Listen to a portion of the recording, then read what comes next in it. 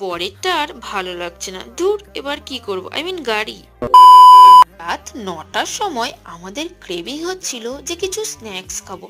যেমন ভাবা তেমন কাজ, দুজনে চলে এসেছি টেস্ট অ্যান্ড বাইটে। এসে ফার্স্টেই এলিয়েনটাকে দেখে নাও, তারপর আমরা চুজ করছিলাম যে কি অর্ডার করব।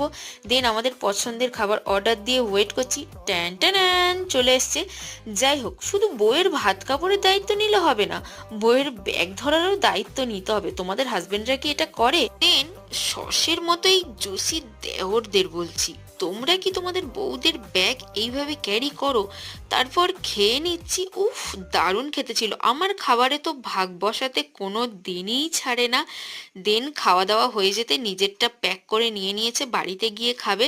এই যে পই পই করে গাড়িতে উঠে পড়েছি, অনেক লেট হয়ে গেছে, মানে না হলে বকবে।